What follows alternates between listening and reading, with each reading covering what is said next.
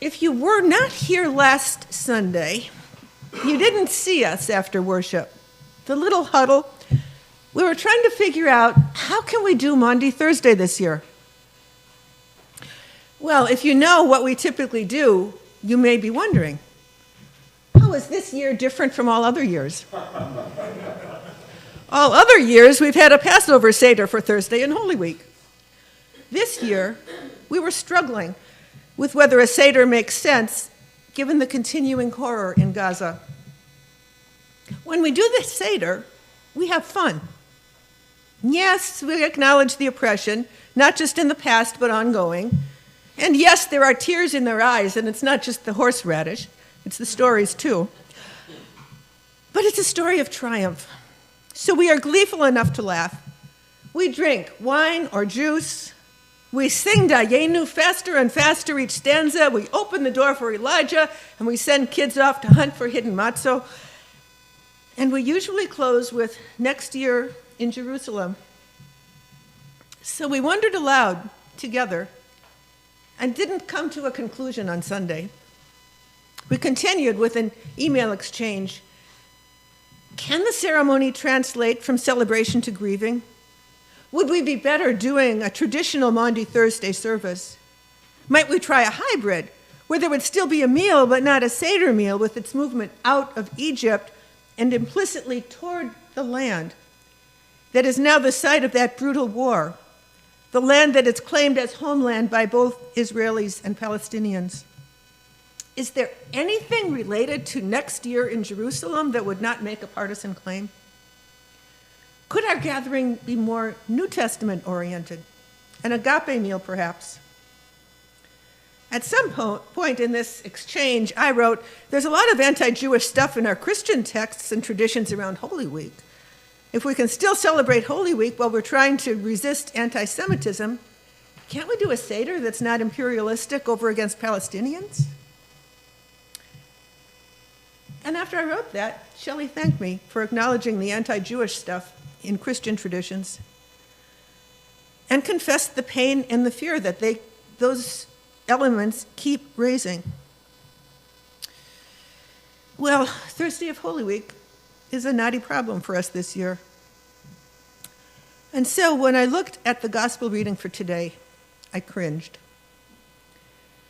And I know this parable, with its talk about taking the vineyard away from its original tenants and giving it to new ones, is one that the church has often given an anti-Jewish interpretation.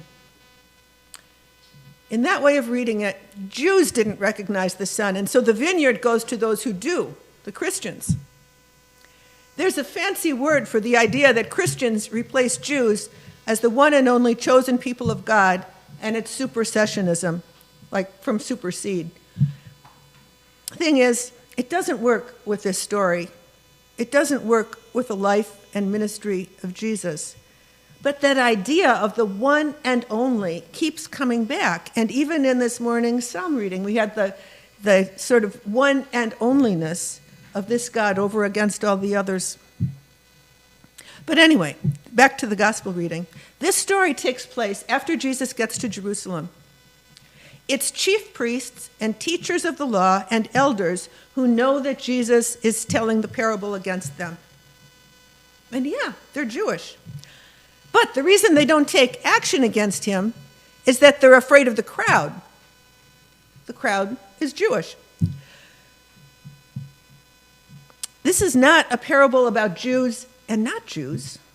All the characters are Jews. It's a parable within that tradition, and it's a parable that comes out of a parable in Isaiah about a vineyard, which is also spoken by and among and against and for Jews. So it's a parable about unfaithful people, in particular corrupt leaders being rejected. And it can be spoken against corrupt Christian leaders as easily as against corrupt Jewish ones. Well, another piece of my week was one of those amazing faith dinner dialogues where people of different religious traditions share a meal, and then we each answer questions about how we live and think about our faith. This particular meal was held at Temple Shalom. One of the people at my table talked about growing up Jewish in a mostly Christian environment and talked about being a kid doing sleepovers with friends. And if the sleepover covered a time when the host family would be going to worship, the guest went along. This woman told about staying with a Christian, a Lutheran friend, going to the Lutheran church, signing in as a visitor, and then having the pastor come to her house in what felt like an attempt to convert her. No, she said, Jesus was a Jew, and he died a Jew. And she's right, of course. Jesus lived and died a Jew. He did not go around telling anti-Jewish parables. It's the church that made this story about its own triumph over those other people. But the life and death and resurrection of Jesus were not about taking blessings away from some evil them and giving them to a righteous us. No, Jesus lived in a way that kept widening the us. He died in a way that narrowed the them so much that he prayed for his executioners. And his resurrection means that we can't even draw an inviolable line between those of us who are still breathing air and those who have died. We're all in this together. That's hard to remember. Always for human beings. We have this us and them thing, and boy, is it hard in an election year. But there's no us and them. I think that's why I keep coming back here to Village. Because I need, maybe you need, the continual reminders that we are all in this together, that there really is no us and them. We were gesturing toward that unity last night when we shifted power shift to a post-Shamrock Shuffle hospitality event. When I got there, the two Bills had set up the serving table outside with hot dogs and cookies, and we had raw veggies and coffee and water, and people came and came until we ran out of hot dog buns and ketchup. So we had to shut down early. A lot of those who came were astounded that we were giving the food away, that we were not out to hustle a buck, but to live out Jesus' ministry of feeding people. We're gesturing toward that unity again this morning when we sing our pantry song and make donations that will help Interchange engage in a different form of that same ministry of feeding people. And we look toward it every time we gather together and we are fed physically and spiritually at this table and in our being together.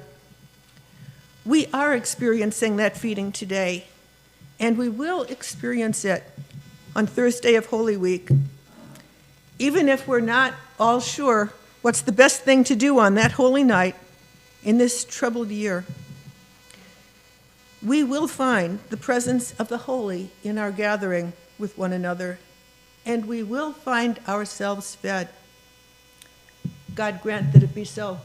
Amen.